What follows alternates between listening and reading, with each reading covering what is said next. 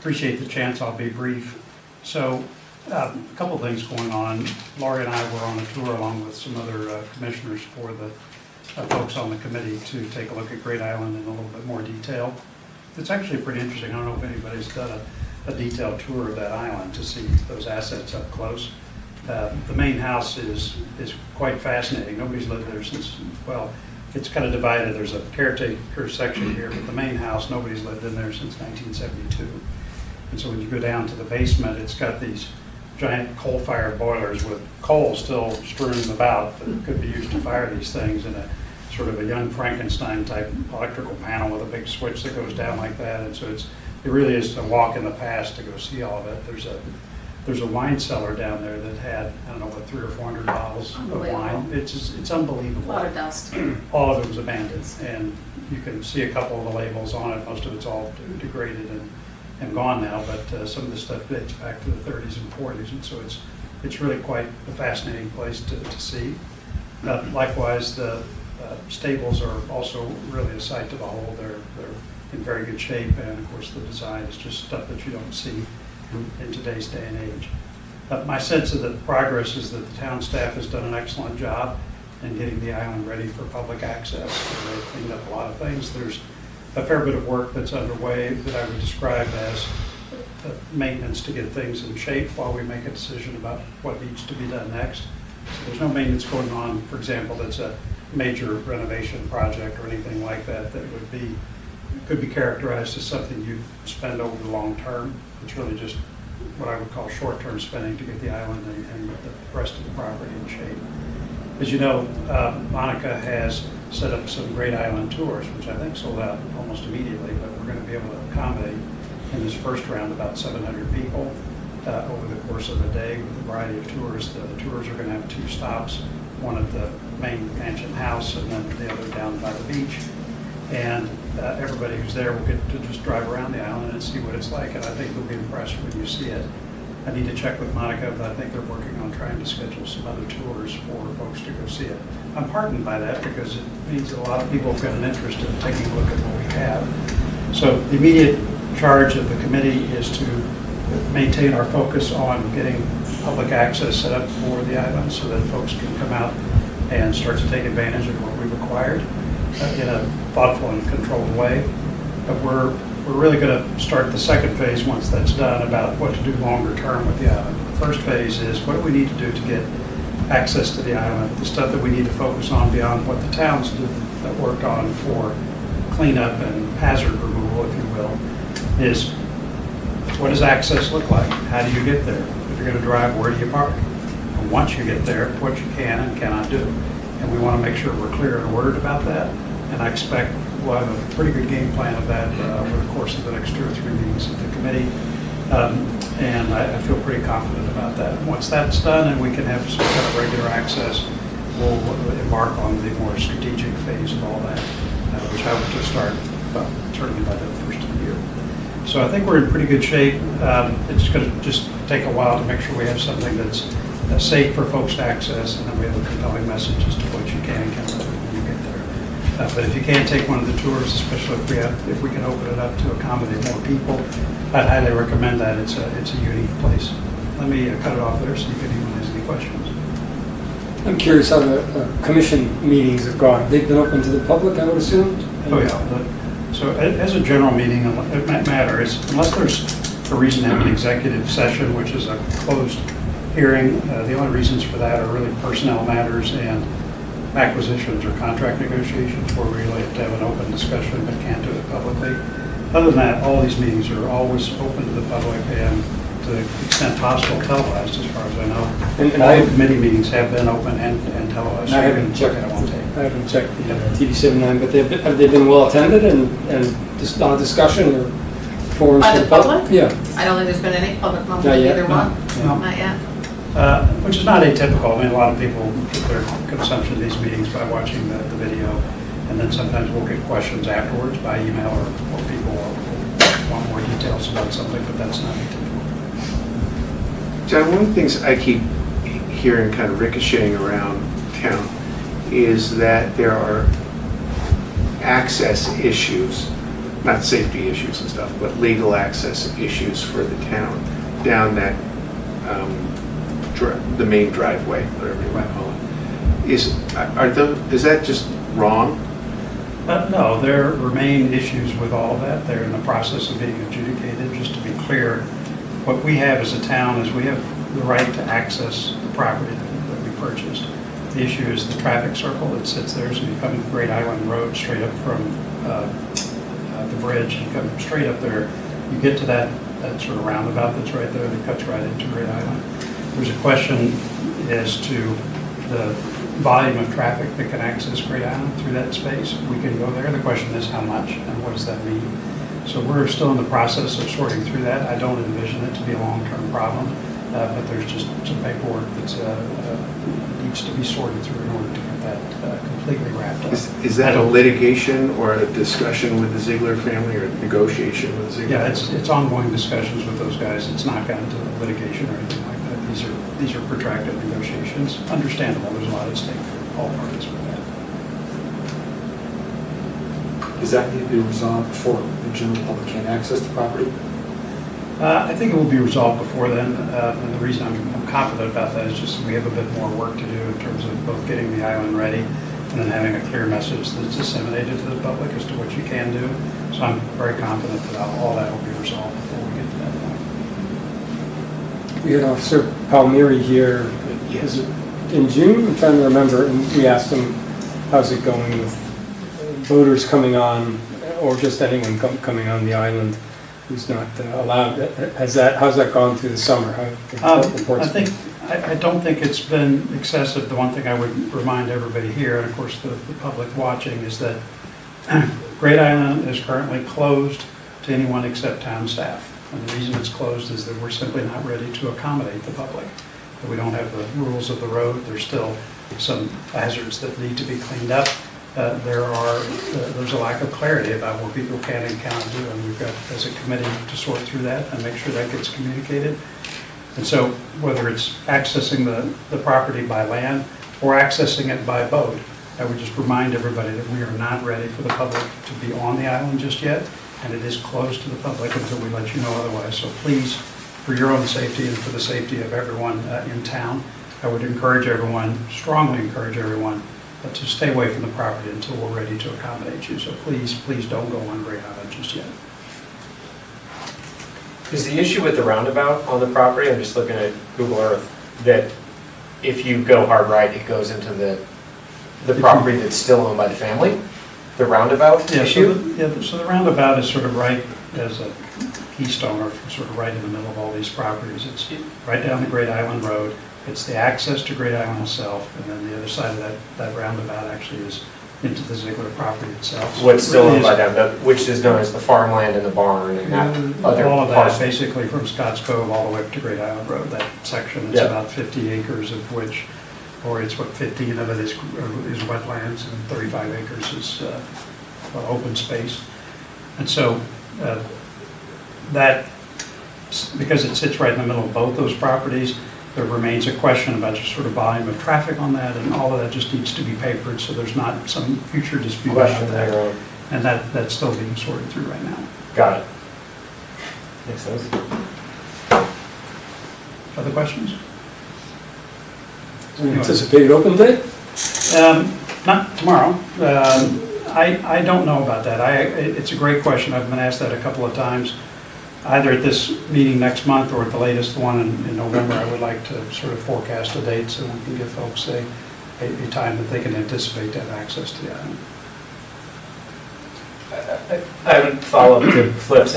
I've heard similar things too about widening of roads needing to be done and the pillars needing to be moved maybe because of turnarounds for fire trucks and ambulances and egress that way. Is that? Yeah, there's all of that. So if you come down, Okay. so if you come into the property and you take the loop around the manor and then back up past the beach to where the fireboat is, just before you exit that way, Yep. that's a very, very sharp turn. And so if I've got fire access vehicles, in fact, somebody was telling us on the tour that they actually use that as the driving test to see if you can actually drive these big vehicles because it's the hardest turn Yeah. that you They can tried make. it. I think they did it, but it wasn't easy, as I recall. Right, but But then- on purpose, so they would go Right. down there to do that. So there's a few of those things that we want to get our protective services to take a closer Yeah. look at, just to make sure that, look, if we are going to have the public there, we do have to provide protective services, not just fire, but police and everything else. Yeah. And in order for those professionals to do their job, they've got to be able to access the island in a safe way.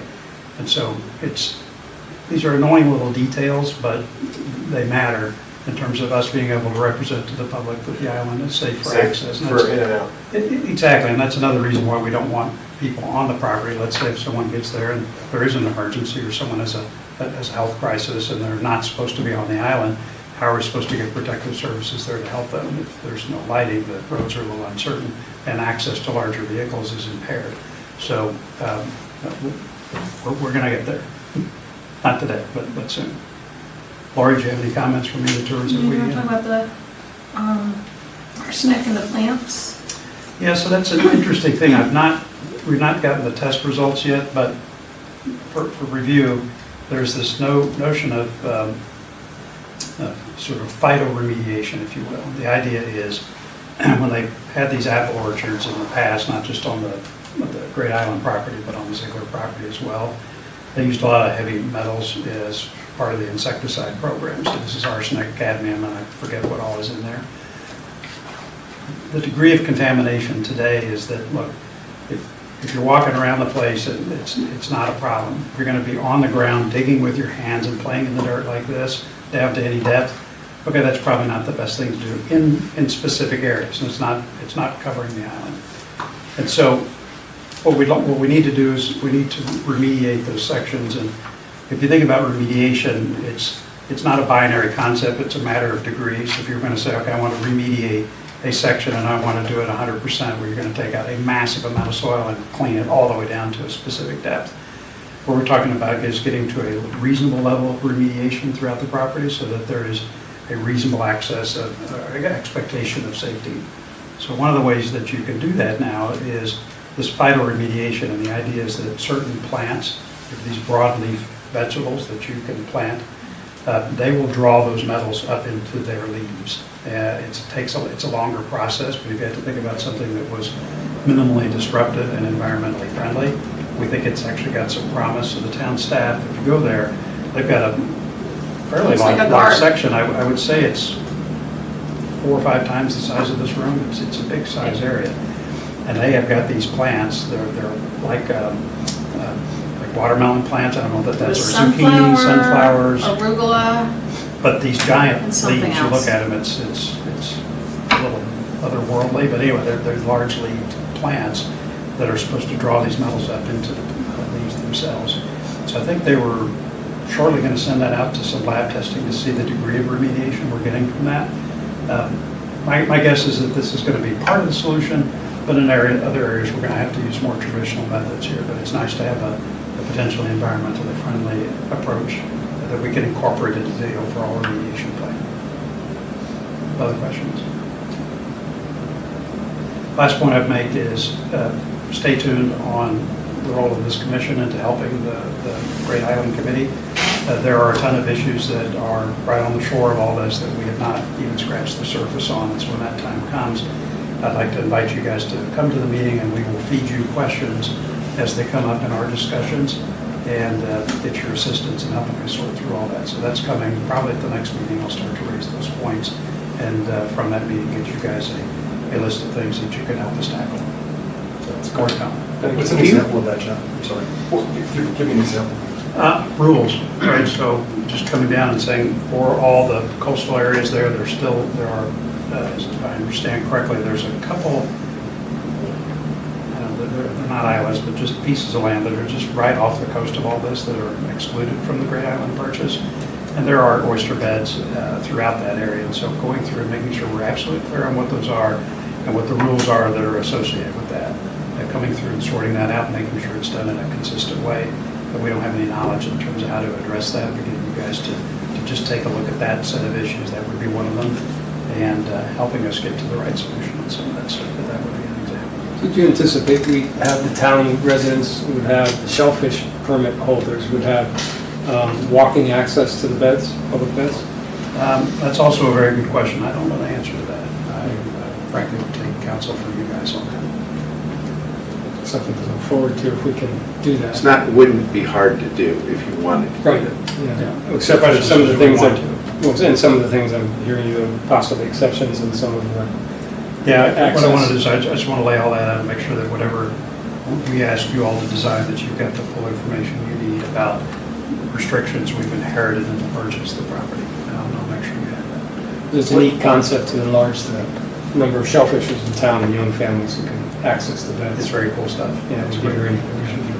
What is the current thinking on sort of access rights in terms of whether it's only town of Darien, it's anybody in Connecticut, it could be anybody going there? And what I'm specifically thinking about is boaters who will come in and anchor in Ziegler's Cove. They're going to be from all over the state and then a lot of people from Long Island. Yeah. Because of the nature of the property, it's going to be a lot harder, I think, to police that than it would be, say, for Wheat Beach, where it's sort of a single point access and the driver as to whether you get in is whether you have a sticker or not, right?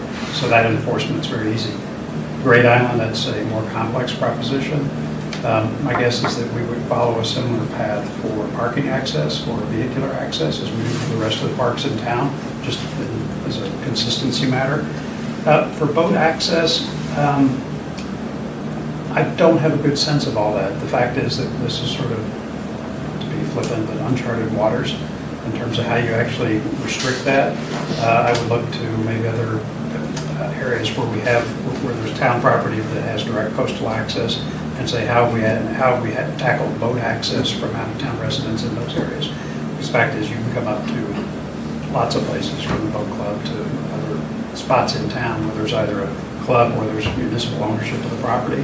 I think we should just go back to that and ask the question, okay, how do we do it? I think we'll have, my intuition is we'll have to actually think hard about this issue because I don't think there's a good precedent. There's no, I don't think there's any access, Yeah, I mean, other that's similar to this. because in this case, you have, I mean, I don't know what the breakout is, but my guess is on any given weekend day, maybe 30% of the boats and people are from Darien and Ziegler's Cove. Then another 30% are from elsewhere in Connecticut, not from Darien. And then the remainder are from Long Island. I don't know what those numbers, actual numbers are, but something like that. So you have a high concentration of non-Darien people, and then you have a dock, right. which that's going to be the unique thing. I agree with you, and I think almost where the people come from doesn't play as much of a role in their actions, right? So there are people from like, hey, I'm gonna go to Ziegler's Cove and, anchor or pick up a mooring or hang out and spend the day, take an Uber or drive or wherever. So if they come into the property and they want to meet up with their friend who's on the water on the boat, there's a dock, right? Yeah. And at no other place in Darien that I can think of is there public access to an open dock Yeah. not that I'm anyone aware. could drive into. And for that matter, I can't think of a lot that are in Greenwich or You need to go as far as Milford before you start to see. Public. Yeah, public docks, right? public docks. Yeah, so one of the things that'll be helpful, and maybe it's this group that assists us in sorting through this, is there's also almost a sort of scenario development that says, okay, you've got this unique property with this dock and this kind of access, okay, so how would people actually want to use this, right? People come in from out of town, they got boats coming over from Long Island, all right, they get here, and then what happens? I like the idea of, well, we're going to meet a friend, and they're going to go over to the dock, and then we're going to pick them up there. Okay, that's one scenario. I bet there's 50 others we could come up with in terms of imagining how people would use the property. They're use cases.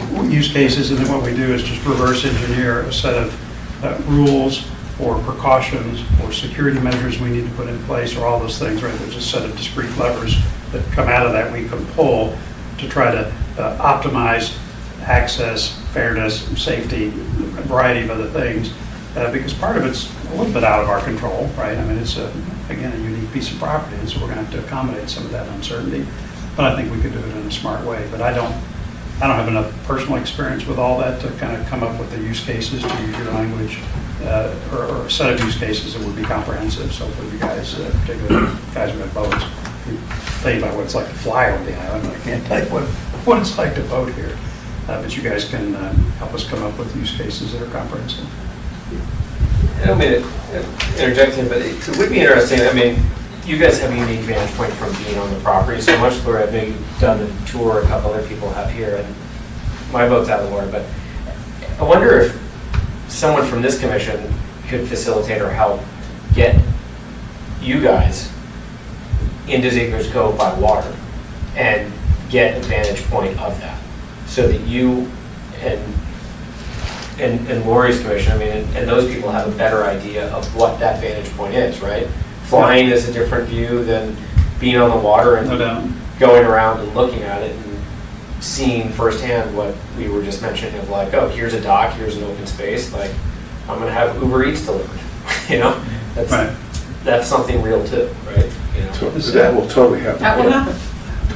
It's absolutely gonna How happen. could Uber Eats drive in if we're gonna have, access to this park?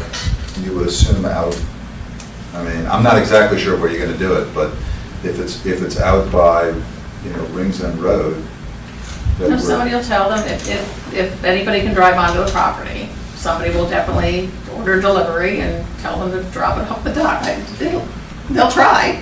Yeah, I was just saying, like, these are the things, these are the use cases you say, well, That's right, and so the question for the group is, how do we feel about that?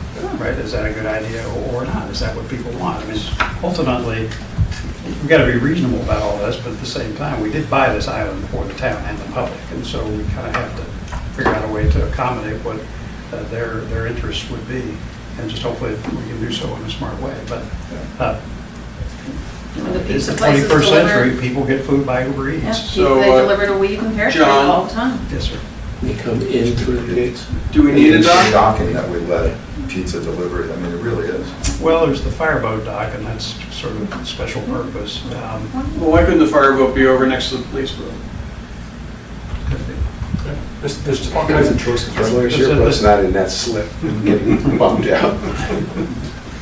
But I don't think, That's totally right. I don't think that the new fireboat will fit in any boat club slip. It looks to be almost the same size as the police boat. It's significantly It's larger. bigger. Yeah. It's much bigger. I drove by it this morning, and I guess it is bigger, but so what? I mean, the boat club could accommodate it one way or This is another. the Don't second believe it fastest can, boat max is within 26 100 miles. I don't know. It's got Like, three what- engines. They got a pretty good budget. I promise you, Sam. I believe you, but The max, we could make it happen. I'm consoled that other parts of the state or adjacent states have had to deal with similar types of issues. It's new to us. I wonder how much we can learn from others. I suspect there's a lot, one of the things I've learned in town government is there's not a lot of wheel reinvention that's necessary. I mean, somebody has thought about or experienced this particular problem. It's not to say we wouldn't modify it, but 80% of the heavy lifting can be done with some research and phone calls. And in fact, when we passed some issues off for you guys to take a look at, one of the things I would really encourage is maybe a group of folks to start placing calls to these other municipalities that based on maps looks like they might have a similar circumstance either here or any place in New England. And just say, how did you guys handle that? Is there somebody we could talk to? I bet you could get 80% of the answer just from phone calls. I mean, all of these issues, you think of any town that has a town dock, it's the same basic things that you're balancing, right? It's Access, the town owns the capacity, dock and, Uber Eats. I mean, somebody figured that out. Yeah. I agree. Where do the drones land? That's the real question. That's a real good question. Just not above 400 feet. I don't want to run into them. For the Uber deliveries. Okay, friends, thanks. Thank Stick you. around for a while. Appreciate it. Thank you. I neglected to figure out our minutes, who's going to take notes.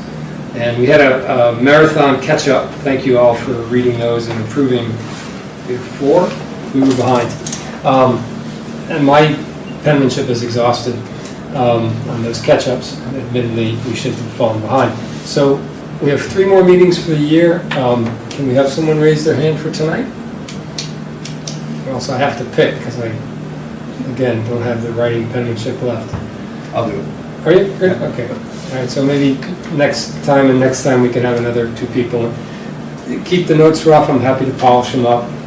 Doesn't have to be perfect, so thank you.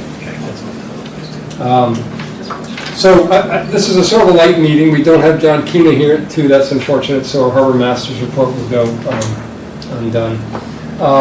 I just had a couple things. The first was on the harbor dredging permit, which I think you might have seen some backs and forths with Monica. I asked, have the selectmen start up the process of applying, because I think we've all felt that's extremely important. There's a 2-year wait to get it going. It's cost $16,000. That needs to be approved at the Board of Selectmen. That's out of our control.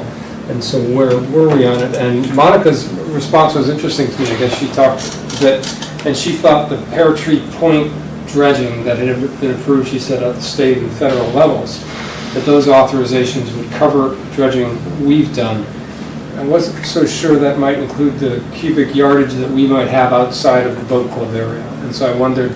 Let's clarify that. We should clarify I think that. she's right, but to your point, I'm not sure about that. Yeah, and the whole point here was to prepare, because once you get that permit in place, you have 5 years, so this is sort of a 7-year window we're looking at, and at the rate it filled in the last 2 years, we're all really alarmed about what's happening,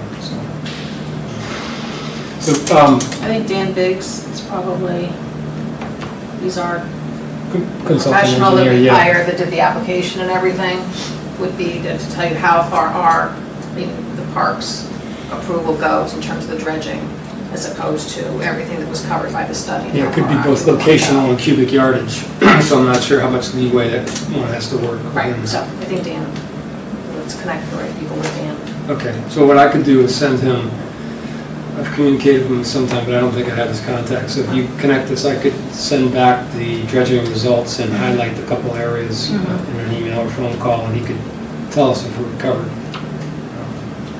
So if not, I would urge the selectmen, if we're not covered, to urge the selectmen to do those steps that would cover us in the application for. I will raise that in another business center meeting next week. I'm going to make sure that's covered. It's important. My only other thing was on Vibrio. I sent, that's been a key word roaming around. I don't know how you pronounce the rest of it. There's 2 Vibrios, Vulcanus, something like that. Somehow I think, I have a pronunciation in my mind, but I'm not sure it's correct. Yeah, I'm worried about saying it, yeah. Anyways, that has been a source of concern over the summer, and the state it's actually, I think, the State Department of Agriculture in consultation with aquaculture, so the 2 arms of the state, sent out an advisory on it.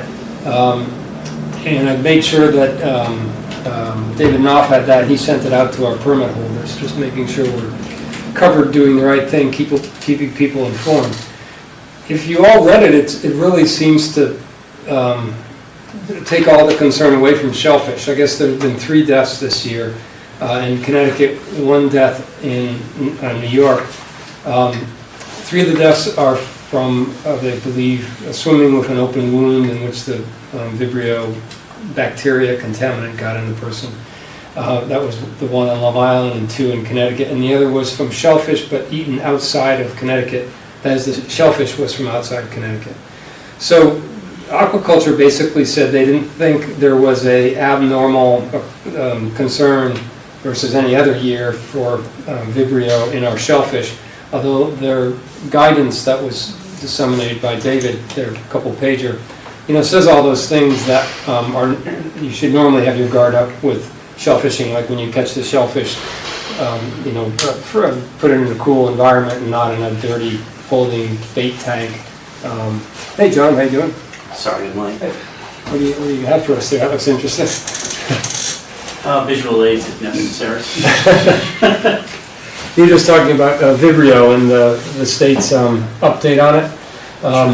And it really seemed to veer the concern away from shellfish other than as ordinary precautions that one must take shellfishing.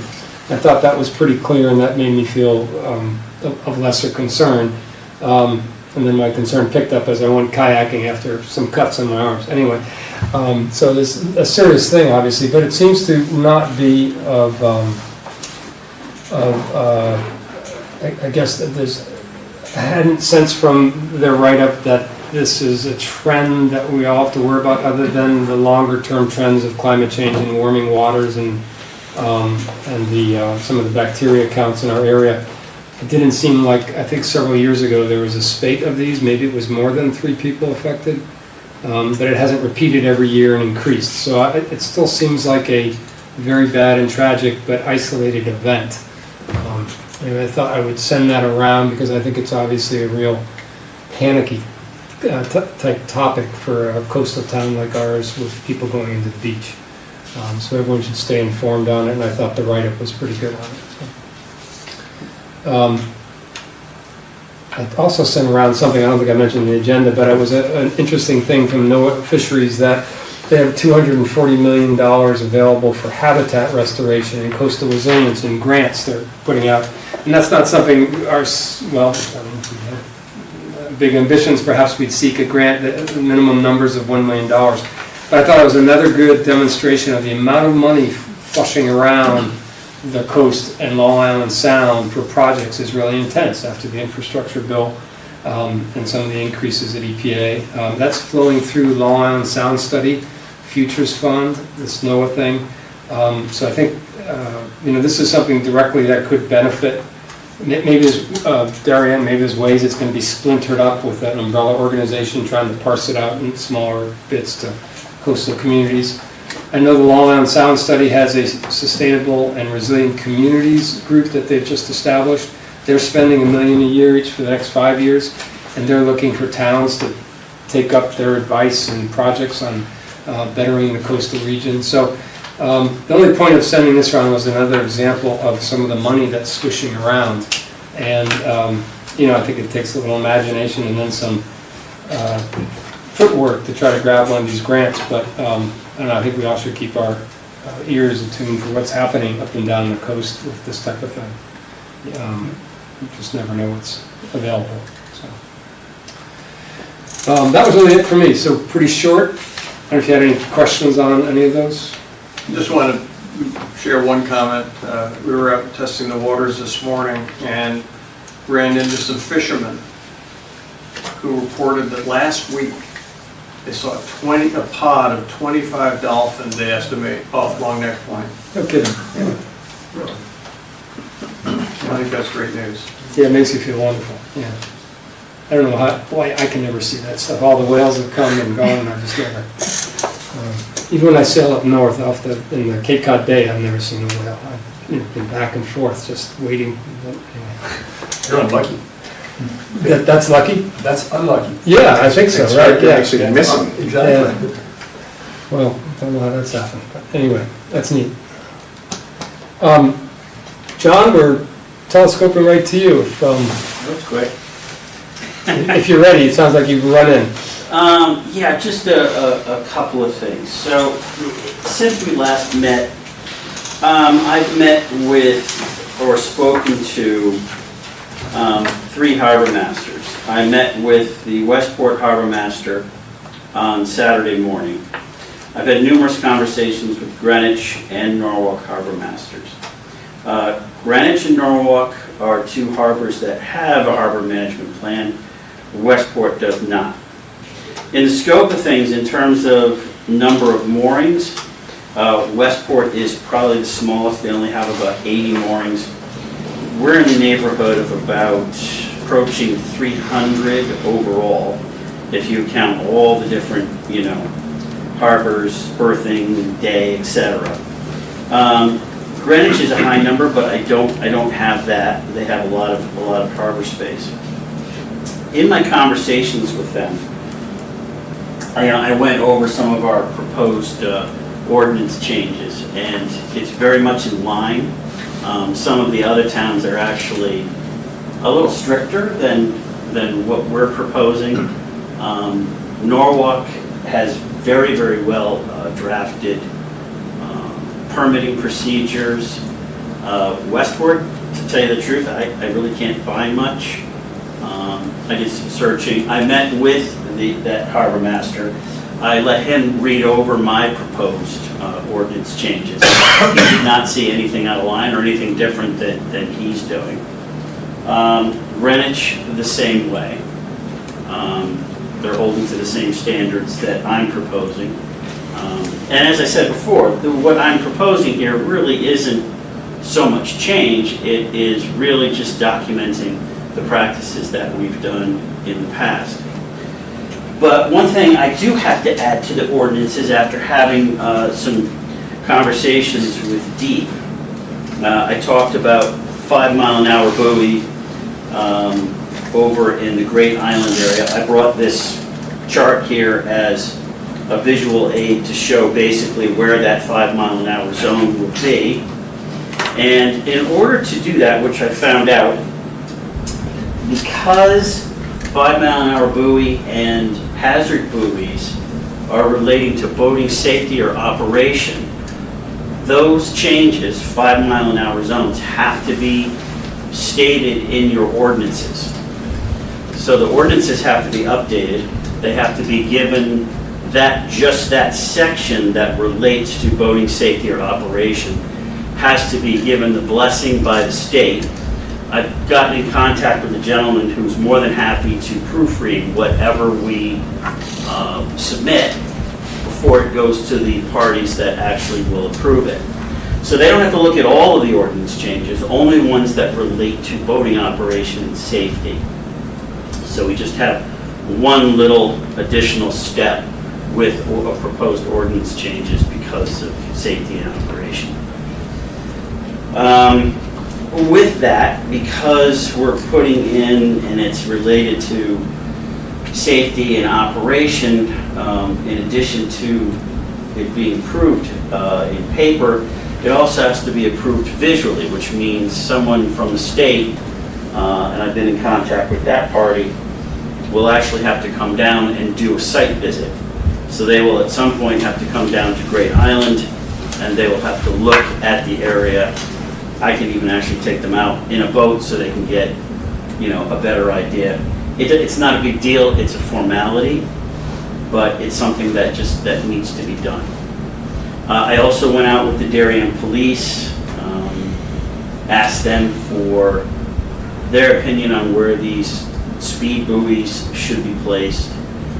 We have a couple of GPS numbers for that, for placement on those buoys. I was going to suggest one, but the state actually suggested two. Given the span and distance, I don't know if you want to look at it now. Yeah, why don't we? That'd be great, because before you were talking about it sort of being off the beach with the two cottages, right? Well, that's the hazard buoy. Okay, that's not the Then there's the 5 mile an hour buoys.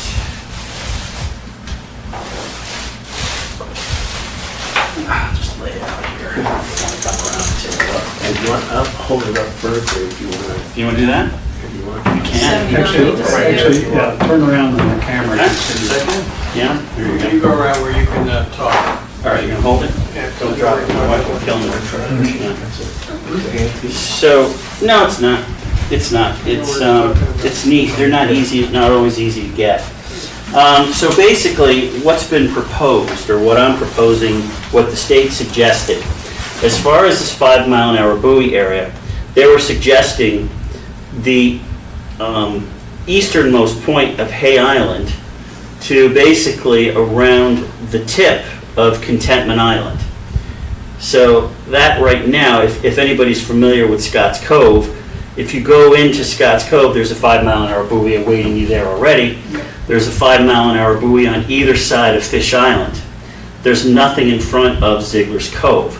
So the idea would be to make this area just a line across to Contentment, make this all 5 mile an hour. You've got the beach zone over here, where you're probably going to get people with paddle boards and kayaks launching from there, if I heard some of the suggestions previously. Ziegler's is already so popular, the cove fills up and people are out here already anchored, rafting up, or mooring, not mooring, but anchoring up, hanging out. So, and what happens is people come in to this area and then they turn quickly and they throw wake into Ziegler's Cove and up against the boats that are here, up against the rock face of Great Island. There were fracks a lot there too, so it's creating those clapidus, right? Right. So, and then there's the hazard buoy, which is, let's see if I can count it over here, which would be, is it this area? It's this area over here, I believe. That would be the beach area with the 2 beach houses, changing houses. And there's the rip wrap or underwater obstruction there. Want to put a buoy in there also.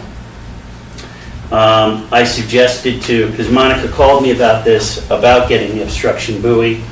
I suggested, because this wasn't going to be a quick and easy because of the things that need to be overcome, that we set up terrestrial signs that face out towards the water, stating that there's an obstruction underground, and that way something could be put up quite quickly.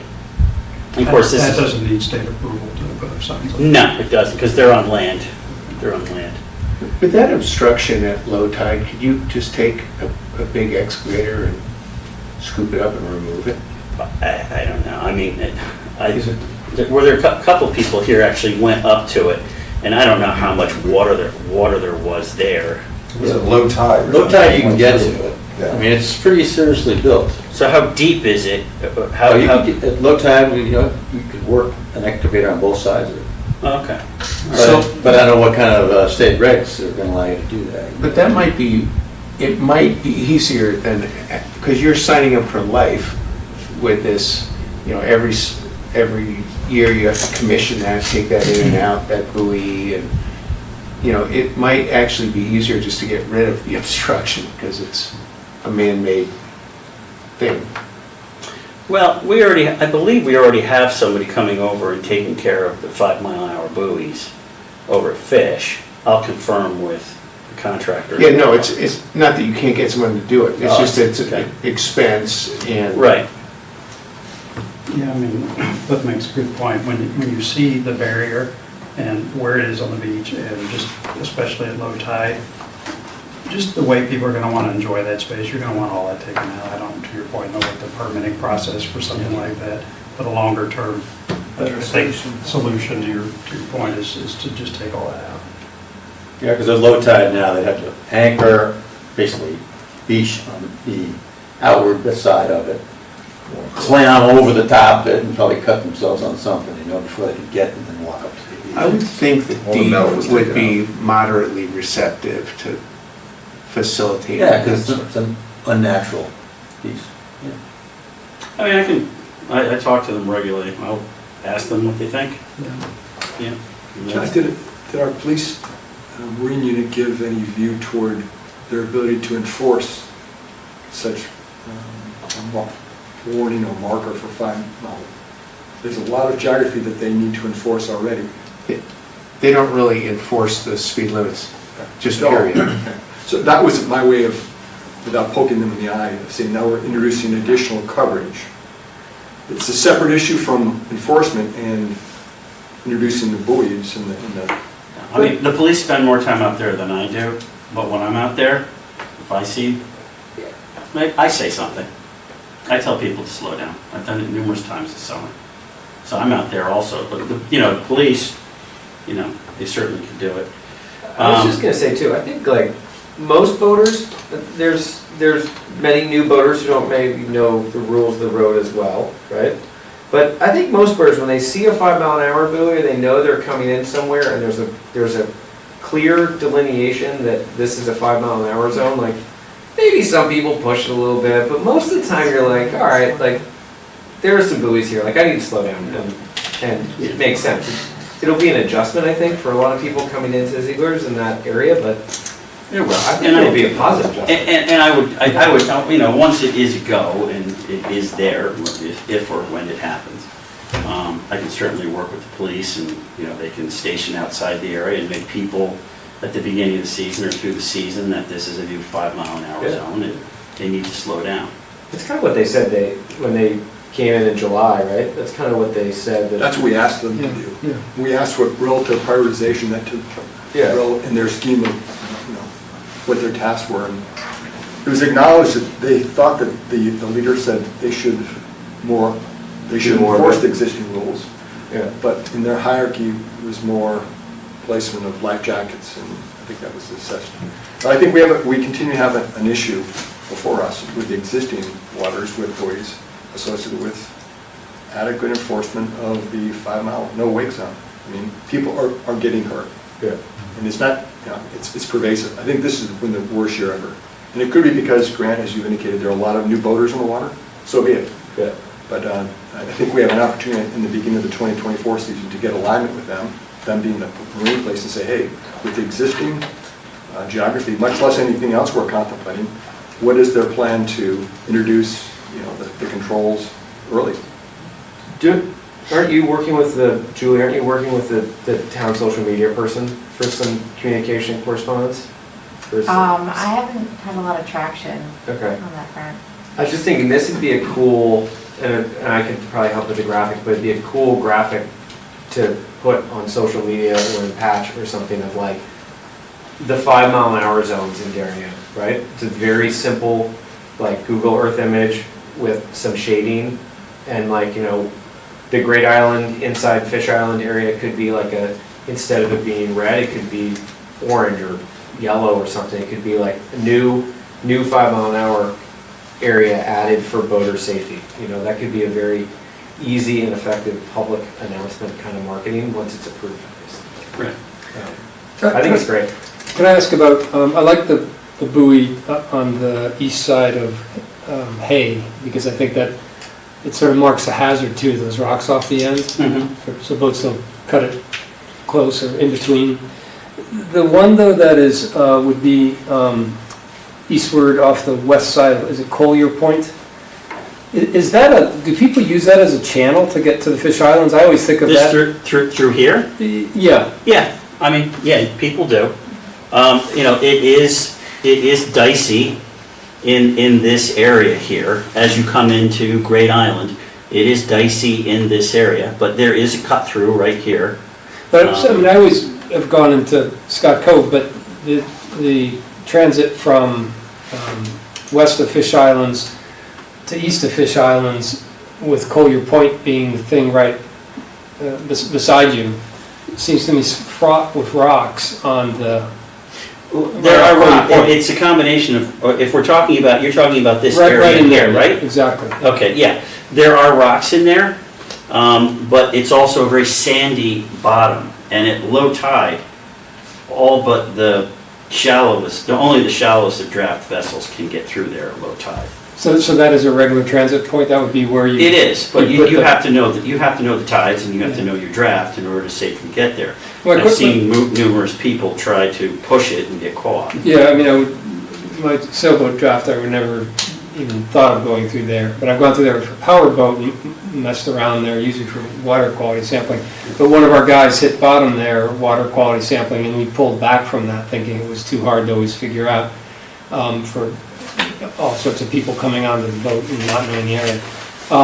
But my worry would be, like, when you put a 5-mile buoy there, do people at different angles start to think, oh, I can go right to it? Because I think they really have to get pretty westward of it before they then cut eastward. What, the west side or the east side? The west side. The west side. So the west side, I never really think of the west side as the challenge. It's the east side, when you come to the 5-mile-an-hour buoy. To the south of that 5-mile-an-hour buoy is huge rock. Yeah, no, I got you on that. And that one acts as sort of, people know, I would tell everyone, keep north of that 5-mile-an-hour buoy. I got you on that, but like, if you put, let's say, a buoy right off there, and people say, okay, that's a safe passage area, but then what if they start to approach it from this angle, rather than first coming here and then going like that? Does it draw them over some other rocks? I don't know. Did you see the concern though, or am I just sort of, does anyone see that concern? Typically, you mean cutting through here? Yeah, he's saying if you put the buoy here, right? If you're coming from over here, and you're like, oh, there's my buoy. The buoy's already there. No, isn't it over here? No, there's one here, and there's one here. There's one there already. Yeah, there is. So the buoys I'm talking about, Patty, so if you run a straight line from, say, here to here, there would be a buoy here at the entrance to Ziegler's, And then there'd be another buoy, say up around here, positioned probably halfway between the one that's placed here and the 5 mile that's placed here in the mouth of Scott. Connect them all up. So that way you've got a whole zone here, a 5 mile entrance here, 5 mile here, 5 mile through here, 5 mile up into there. I didn't think there was already one. Yeah, on this side. there is one. Well, there was one, there was always been two. Past couple of years, there hasn't been one, but I replaced it last season. Okay, I just hadn't noticed that. Yeah. Okay, so my worry is that if that draws people from too many angles and hit the rocks Yeah. all surrounding that, but you've already gone through that. Most of the trouble you see, or if you see hang up, it's over in here, the rocks, that they're only really visible the half tide or, Yeah, there's even some, as Grant knows, that yeah. they're only visible on a real low, right? These are the ones where. Or they say that they're 6 feet under, right? Right, and you gotta And put they're draws. 3 foot. Well, your point was in some of the crafts, Those you gun it over that and you sit down 6 to 12 inches and whack. Yeah. So, so, I mean, that's sort of the plan. I was on the phone with the representative from, the state. They're looking at Google Maps, I'm looking at Google Maps, so she had a good understanding of what I was trying to do, and she, like I said 1, she said, I think you should have 2. So it was really her recommendation to put 2 as opposed to 1. John, could this, your suggestions here in discussion with the state, can that run independent of the ordinance? Any changes in the mooring ordinances, or is this, is there a sequence of events that need to tie them together? No, I don't need to tie them together, but, I think it's easier to do it at once. I'm I not mean, arguing that point. one is, I haven't been through this process before ordinance change, but some of it just happens to happen at the town level. Some of it I think has to happen at the town and the state level. So instead of making 2 appointments, 2 agendas, I think it'd be better to have it as 1, present it, and then be able to move on to the second step with the state. But that's my opinion. Did you say earlier, though, that because there's a safety aspect of this, that you had to have the town ordinances updated to reflect this? Now, it might be like a nanosecond before, but... It's not so much the hazard buoy, it is the 5 mile an hour zone. We don't have a 5 mile an hour zone stated in our ordinances. Okay. So that has to be added to our ordinances. The verbiage has to be approved by someone at the state and then fully approved so that we can actually get the permits to do the buoys. But, so those ordinance changes need to happen no later than? Yeah, it has to happen before Yeah. the buoys can go in. Right. I'm just trying to get that sequence. It may prioritize the work of the mooring commission, of the subcommittee. Would go. Hazard buoy would go up in here. That's where that underwater obstruction is, up here in this corner of Great Island. By the bathhouses and Yeah. the sandy beach. Yeah. Well, I really applaud this because when you visit Scott and Ziegler's these days, it's like almost urban. There's so many boaters, so many people having a good time, and we're about to add stand-up paddleboarders and more activity there. And so this is really, the extra regulation, I think, is spot on. So. But even before the acquisition of Great Island, Ziegler had just become busier because of COVID, and now they're spilling out. There's half as many boats outside of Ziegler's as there are inside Ziegler's now, so it's become much busier there. Yeah, I don't frequent it that much, but I went kayaking 2 weekends ago and saw just that, and I was just astounded. It was The other thing that's happened too, that we forget, is that the GPSs and the charting software is so much more readily available. I mean, Navionics on your phone is better than, the $5,000-$10,000 unit on your boat. And so you're like, so people, I mean, at low tide, people are hanging out at Fish Island, like it's a Florida sandbar. Because they found that one little path that gets them through it in their center console, which is great. They're using it, they're enjoying it, but I think that is something that's happened too, is that access to boating and access to knowledge of where to go. You can put an auto route in your phone and it will tell you exactly how to get to shallow water. And it will tell you how to avoid rocks. I would agree, because Scott's Cove, which has always been a place people have been reluctant to go, is much, much busier now. I didn't witness it, but I saw a picture of a 10-boat raft up in Scotts Cove. I wasn't there for that one, but, Goes back to enforcement. well, I can't be at all places at all time, and police can't be at all places at all time, and, but yeah, I've had to enforce the rafting up rule a couple of times. There's usually always pushback, and they try to compromise, but yeah, but that goes back to the other ordinances I talked about, the tackle standards for these, day moorings. They need to be beefier, because even just the standard tackle isn't meant to stand up to, a 5-boat raft up, 10-boat raft up for that.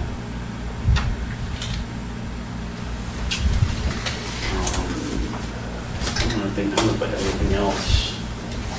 How about questions? Any questions? No, again, I think it's spot on what you're doing. It's great. What's your time frame, you think? Well, it's, I think we need to get in touch with someone here in town to find out. I mean, I look at how the ordinances are assembled on the website, and mine don't look anything like that. I think what we do need to do is we need to take my ordinances, either combine or add to the existing ordinances. And whatever the vetting process is, what it has to go through town, that I do not know. I've stood before a number of committees and other capacities in the past, but I've never done ordinances. So I don't know what groups it has to go through. And do you think the state process will be less cumbersome than the town process? I think the state is just going to want to look at it and make sure there's nothing and they will just say, yep, it's good. Once they see that the ordinances are good, then you can do the application process, because they're not going to look at an application for an area, for a speed zone that doesn't have the proper ordinance behind it. And then there'll probably be a site visit in the spring. They're going to want to look at where the hazard buoy is going to go and where the speed buoys are going to go. So, and all your ordinances are ready to present, they're ready to go? Not really. I mean, I think they need to be combined. Okay. We have to collectively as a team, we were going to try and construct something that, made logical sense, combining, adding, etc. And we're just not there yet. We need to get there sooner than later. And so far, it's all done in layman's terms and not in whatever legalese So what I'll do is I'll make sure town council takes a look at this process, so that when you guys are ready to present this, that we're very clear about, okay, here are the ordinances, here's the process it needs to go through, and here's the formatting consistency that you need to have with the rest of the regulatory apparatus we've got. I'll get that straightened out. That's wonderful. Okay. I don't think I have anything else. Bill, maybe it would make sense to give an update on this mooring subcommittee. Yeah, I think I was going to say that's sort of one of the 2023 tasks if we want to transition to that. We've been slow to aid John's good efforts, so maybe we talk a little about where we are in the. Sure. Do you want to? Yeah, let me just start. So just to reframe it, so the mooring subcommittee consists of Flip, Hubbard, Rob Roberto, Sam, and yourself, and Bill, excuse me, it's not Bill, it's Bill. So there was some communication at the end of July to that group saying, let's establish our first meeting and build that out. My suggestion then was to do it in September, the month of September, just based on vacation schedules and stuff going on. So I think what we'd like to accomplish today is walk away with the proposed meeting date for that group and start eating that work. And that includes reviewing the work that is in place today, the ordinance in place, the recommendations from John, and basically get alignment in terms of how to eat that, how to drive that, compare document, and find the gaps. And then bring that back to this group with a set of recommendations. In the meantime, obviously we'll work with John, but my suggestion, as I did to the group, is that we need to meet as a subcommittee first to get framework priorities. And for example, this view of we have to contemplate the speedway ordinances. Maybe we sequence that first and help on that one. But the work is ready to start in September and build that out. And there's no reason over the course of 6 days we can't have completed the review of the ordinances, understand John's recommendations, reconcile that to something that the subcommittee feels good about, and then report that back to this group. And I think John was showing a bit the way also on referencing some of the other towns in the area. I mean, those are key reference points in which we sit and we know where we are. So to take a look at the work you've done that way and maybe to add to it might be a helpful thing. I think as well that we had assigned, our intention was to assign each member of the team a town, if you will. Right. For example, I said I'll take Stanford. Right. And so I should walk into the meeting with a view toward how has Stanford addressed their ordinances, what's their intent, Yeah. what's the tonality of their approach, is it heavily regulated, is it generally framed, is it in somewhere between the two? And then each of my colleagues would have a view toward Westport. I did Westport and sort of made sure that meeting happened on Saturday. I just couldn't make it on Saturday. So that, you heard the results of that discussion. Sure. And then each of my colleagues would have their own report out of view. How is the town of Greenwich approaching that? And how have they framed that? Again, this model that you said earlier, it may be new to us, but it's 80% done by somebody else. And either like towns in terms of size, scope, mooring, complexity, or unlike towns. I think they can consider both. Because with the variation of 300 in Darien and 80 in Westport, somewhere in the middle is Stanford. They have a pretty good sized mooring group. So there's enough content there that we can work from as opposed to creating new language, I think. No, definitely. Yeah. So that's one way to eat the elephant. And move it along quickly. Yeah, I mean, the smart towns up and down the shore, and some have already gone through the sophistication of becoming a formal harbor management commission. And so there's people who've gotten a lot farther down the track than we have, and we can learn from them, for sure. So I'm hoping that this subcommittee as well will understand that the merits of going down that formal policy versus ordinance, the pros and cons there. I mean, in the case of Stanford, it's highly detailed, highly regulated, highly prescribed. That's how they've approached it. And they've had to contemplate both commercial as well as recreational use. Right. And that has guided them toward a heavily regulated, heavily proceduralized process.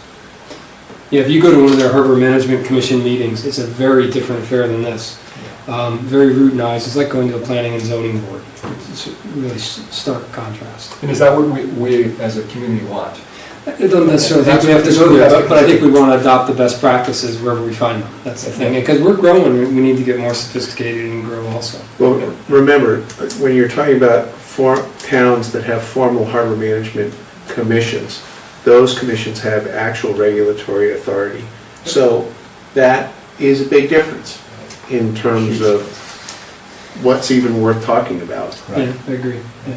And is that, and with that brings its own complexities. Great.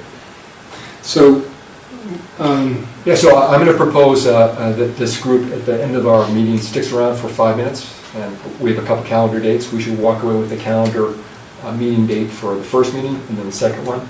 John will share that with you as well. We'll get straight to eat the elephant. So that's kind of a report about how we're approaching. Different feedback, different view to approach it. John, how does this sound good to you? I know we haven't been as much help as we hoped. Starting out, it's been slow. Yeah, I mean, we're not reaching for a heavily regulated harbor. I mean, if you look at Norwalk's harbor management plan, that is heavily regulated. Procedurally, it's down to everything.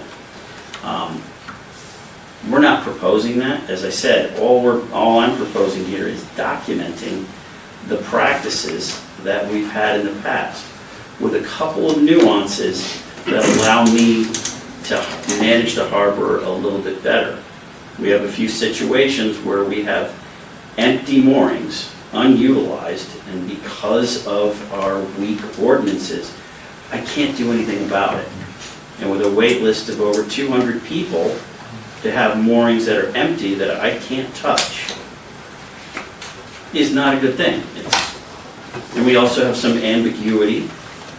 And all I'm looking to do is just document the practices that even the previous harbor master was doing. It just wasn't documented. So I don't know, I'm not looking for super regulation. I'm just looking for what is going to make it best for Darien as far as giving everyone equal access to the water and just having a better documented process. I think to the extent that you encounter challenges in that, it helps for you to have worked with this commission and the subcommittee, and for us to understand the continuum and the choice you've made in there. Because the extent, if it's looser, allowing more variance in what you can do and what can be done, someone may try to carve up little rules for themselves, and for us to have the perspective of where you are in the rule system, I think really will help us back you, and I think Sure. That will give you robustness in your position, I think. At least that's the intent. And also consider your successor and your successor and your successor. I think that's a view as well that we need to consider. Well, the current ordinances, as far as responsibilities of the harbor master, it's my responsibility to make suggestions on an annual basis. So this isn't just a one and done. I mean, we can go through this process each year if we want to. But I think we need to do something sooner than later. We didn't get any changes put in for this season. And if now we're involving the state, and Great Island is of great importance, I think it would be good to get this rolling sooner than later. I mean, like I said, we need to meet and we need to figure out, what we want to present. You're contemplating this for the 2024 boating season, are you not, or is it different? 2024 boating season, So yes. I think our timeline suggests that there's no reason we can't accomplish all those goals. Great. John, just to help set people's expectations, do you agree with my characterization that of the changes that you're proposing, many of them are what I will say non-controversial? They're like the size of a mooring or something like this. Nobody's going to object to them. But there are some that will have what I'll call maybe some political blowback, things to do with people who live on the water and what their rights are and things like that, where there may be people or groups within town who have different points of view on it, that there's not like a right answer or a wrong answer. It's just kind of like, what do you want? Well, littoral rights are at the state level. Because you illustrated those as a point, as an example. Yeah, An absolute value. yeah, I'm Your just point saying, is- my recollection of the list was that there were some number of them that I could see. It wasn't like a black and white factual thing, it was more of a policy decision. Like, this is how we want to set it up because we think this is fair. Where there may be people who are negatively impacted by that, who say, no, I think we should set it up differently. I guess I need a specific. All right, well, That's the purpose of this meeting, that we are contemplating, is to identify those. The ones Right. that are pretty straightforward. No, but I think you and I did touch on a littoral issue some time ago before I got more clarification on it. Okay. Yeah, littoral rights can be granted in 3 different ways. There's nothing that says you have to have all 3 in order to satisfy that requirement. Right, but that issue is, in my mind, I agree with how you're trying to, I'm not disagreeing with how you're trying to resolve it, but it is a kind of third rail issue with people who live on the water, if it goes against what they would like to see.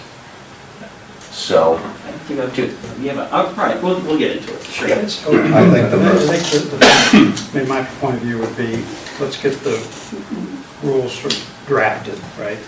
And at that point, there needs to be a process where these rules are submitted for public review. And we could either do it at the Board of Selectmen level, or we could have a public hearing where people can come out and let's just have this out. I think, to your point, there's going to be a number of folks who feel like they're grandfathered on certain things, or because of their longevity, their property position, their something, they're going to say, no, we want to have it this way. And we just need to have it out. And I don't mean that in a negative way, but at some point, we need to get those points of view, and then somebody needs to make a decision, and we will make a decision on that. But the main reason to do that is really fairness for all voters, right? And it's not just current voters, but people who want to be voters, right? Or want to have a mooring. And we've just got to have a fair process that everybody looks at it and says, I'm signed up for that, even though I may not agree with it. I had my chance, and I was voted down, and that was that. Yeah, well, Robert, remember where we've come from in this. People generally in the town have thought that the mooring process was unfair. They didn't, because they didn't know how it happened. Now, I'm not saying it generally was unfair. I'm not saying the prior harbor master did unfair jobs. No, I think he did a good job generally. But that was the feeling around the harbor. And for this to land in this commission, to land through you and through this process of the subcommittee, brings it into a process where people can see and feel the legitimacy and have issue with it, and bear those issues in person. And so I think the process is maybe the main point here. Yeah, I think that, if not put words in folks' mouth, I think that's what he's suggesting, which is we can come up with the rules, but there has to be a process around that such that the outcome, which is not going to be universally accepted, is viewed as legitimate. And that's really what I'm concerned about. I think we all are. It's doable, it's very doable. yeah, I think the issue around moorings around Great Island are going to be the most controversial ones, because you're asking people who've had moorings for a long time to put something that's much safer in place, and we have to. That's the only thing I can say, we just have to. No, true. I mean, because I know there's a number of moorings that are in there that aren't even to standard for just the vessel they're permitted for. Never mind raft ups, which are allowed in the ordinances. So. Nothing's ever easy. Do we want to switch? We had a couple other tasks. One is water quality. You've been doing yeoman's work on water quality. Do you want to give us an update of what you've been up to? Yeah, And the team? Not just me, the team. We've had a great team Thank this you year, for- very that's- enthusiastic. Thanks, John. With Bill's been involved, David. Sam's been our fearless driver, Rob, and Bill. So just highlights, we started off in June with approximately 90% dissolved oxygen in our waters generally. We saw an increase in that of 96.4% in beginning of July. August saw 82%, and this morning we saw 73%. So obviously the heat of the summer and algae growth consume the oxygen, making it less palatable for fish to live. We'll see, we have 3 more testings to go to complete, and it's not unusual. So it's not great, but like we said, talked to some fishermen today, some good reports about dolphins. That's good news. It's a little further out into the sound. The bays are a little different because they're contained and they get a lot of runoff. But we're going to continue the task and see where we end up. What was 73%? Was that 73%. hypoxic or nearing hypoxic? Yeah. It sounds darn bad. It is, yeah. I only know the milligrams per liter when it's getting Yeah. 5 and below. It was 5.21, So it's which is, right on yeah, the- under 5.5 is fish kills start to occur. So, hopefully the hot weather will burn off and it'll start to get a little bit better out there. What's the ideal percentage? 100%. I was having trouble understanding with the inverse, so. Yeah, the more Yeah, the oxygen, for the fish to breathe and for marine life Got it. to live is the better. And it's helped by storms, which cause waves, and that brings oxygen into it. It's helped by the algae will sort of expand and it'll eat up all the oxygen and then that will die. So as the season goes on, and then there'll be more oxygen back in the water because there'll be less algae. So it's sort of a Yeah. wave through the summer. And the more nitrogen coming off the land from fertilizer will feed the algae blooms. Yeah. So that's sort of what you see in the summertime. And with these large rain events we've had, we didn't have a lot of rain. Did we have any rain in July? I can't even remember, which I just remember it was very hot. But like the other day, that would have washed, we had 2 inches in, a couple hours, that would have washed a lot of nitrogen right into the sound, and we'll probably see some sort of bloom coming off that and a lowering of the oxygen levels. But there's this hurricane coming up, maybe that'll help things out a little, so it's all connected. Did you see big algae blooms this year with your drone and stuff? I saw them just last weekend. There You was brown sections of the water. Of Darien. Where? Where'd you see that? In, I think going into, out in front of Bell Island and going down into Norwalk. I've seen them around. It might be worth talking about where we take the samples. Sure, People yeah. don't, maybe nobody knows where, or not everyone knows where the samples are taken, so. Yeah, so we do 4 samplings in Darien Harbor, in various points, sort of starting at the Boat Club dock and then sort of working our way out. We do 4 in Scotts Cove, well, sorry, not in Scotts Cove area, so 2 in Ziegler, or 1 way into Ziegler's, 1 on the edge of Ziegler's, 1 sort of towards the entrance to Scotts Cove, and 1 over by Fish Island. And then we go over to Cove Harbor, and we do a couple over there, and 1 up sort of off Weed Beach near the entrance where Holly Pond feeds out. So those are the areas. And we're going to go out and do some magnifying testing, throw a rake, and try to drag some algae out of the water and take some pictures and see what's going on in those 3 general embayments on Friday. Can you view year over year? I mean, this is you've given us an insight for 2023. Has this changed over time? Billy, you might be better.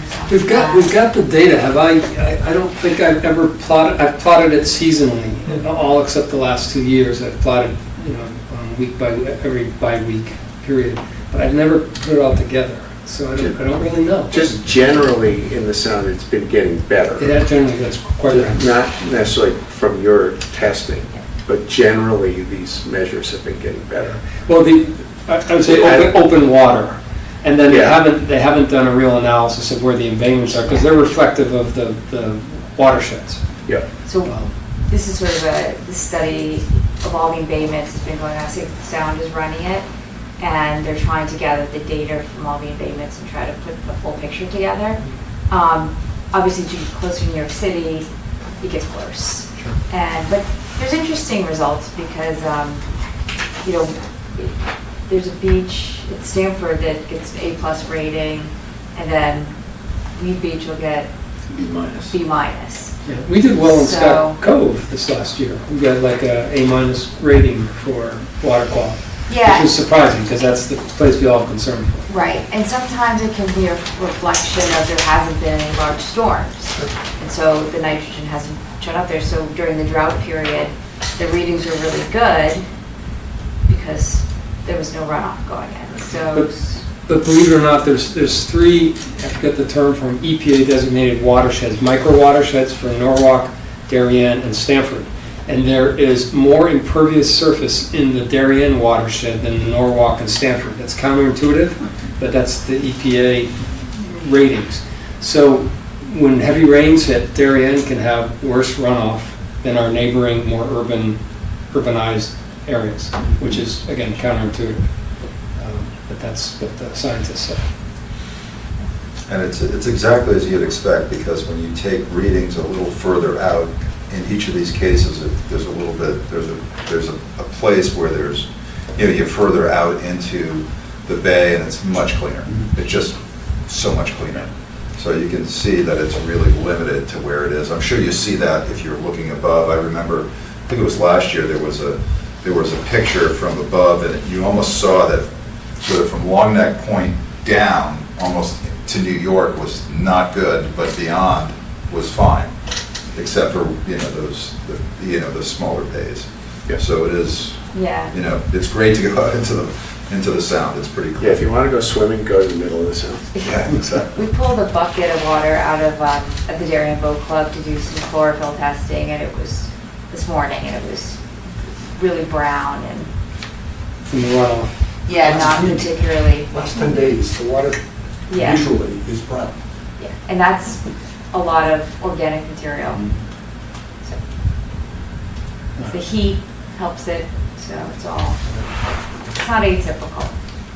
Well, thank you for that.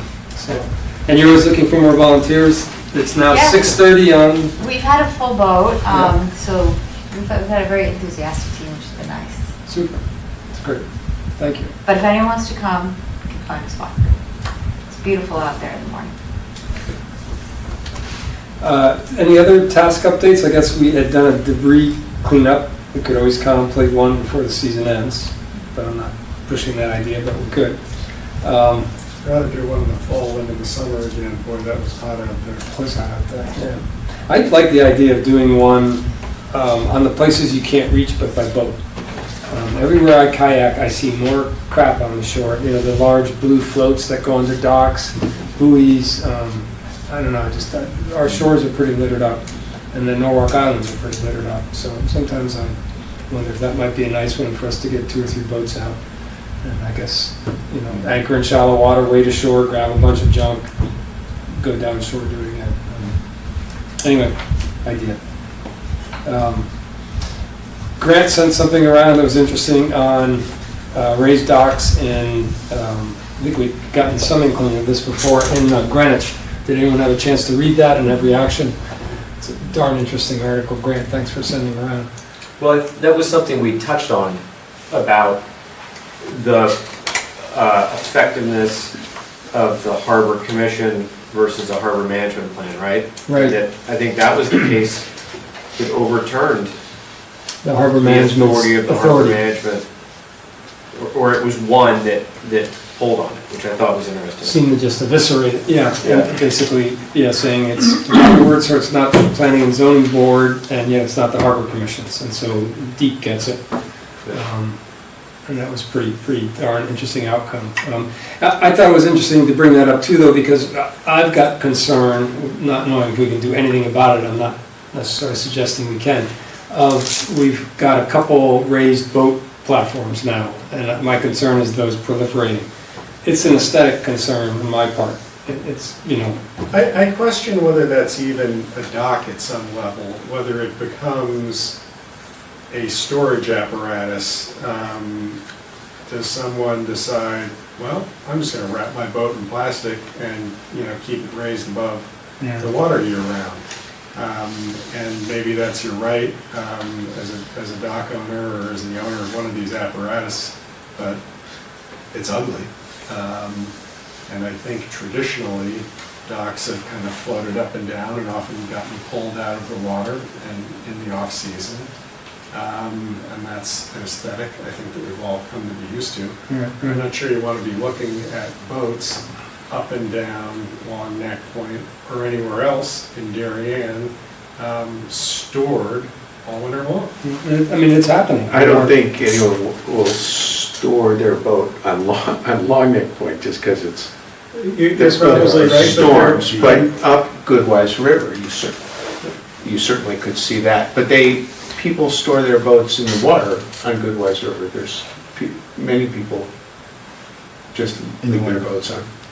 I thought the Greenwich case was interesting. I looked at those, overheads they had, and then ground level pictures, and I so appreciate a landowner getting to do something with his property what he should have a right to. But I did sympathize with the people whose view now was a a boat sticking 10 feet out of the water where they previously thought they had a clear view of the sound. But what was interesting about the people that the view that got blocked, their dock is off to the left of their property.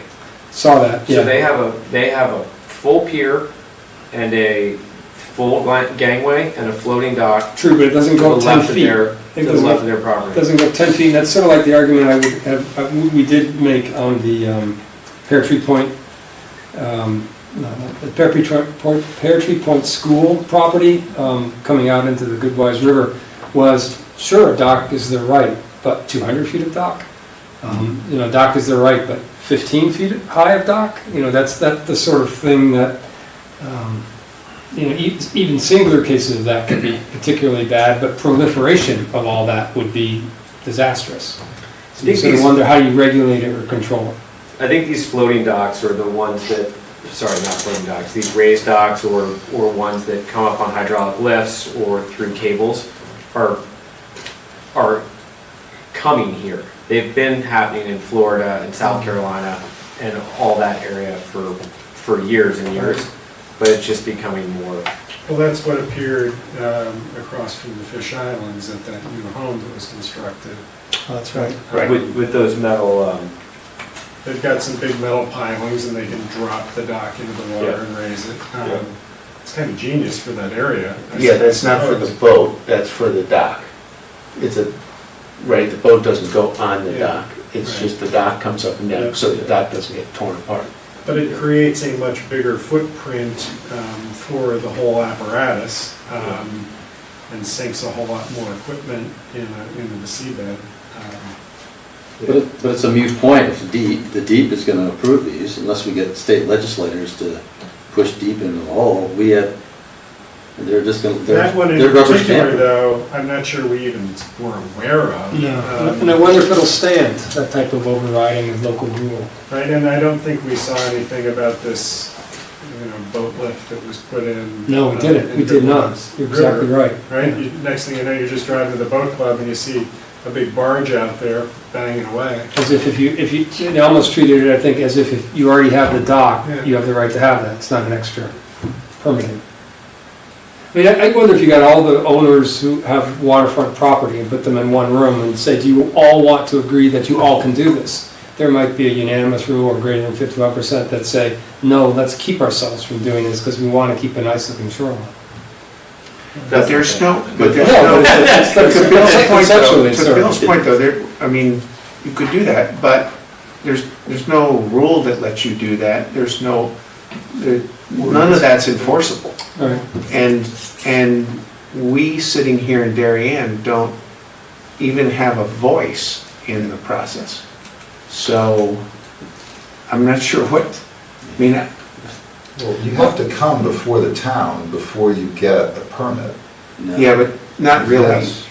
Not Oh, for- yes, not I for couldn't that. I could not put a dock on my house, my old house, without coming to the town. Yeah, but they will say, did DEEP approve it? And they say yes, and they say, we approve it. That's right.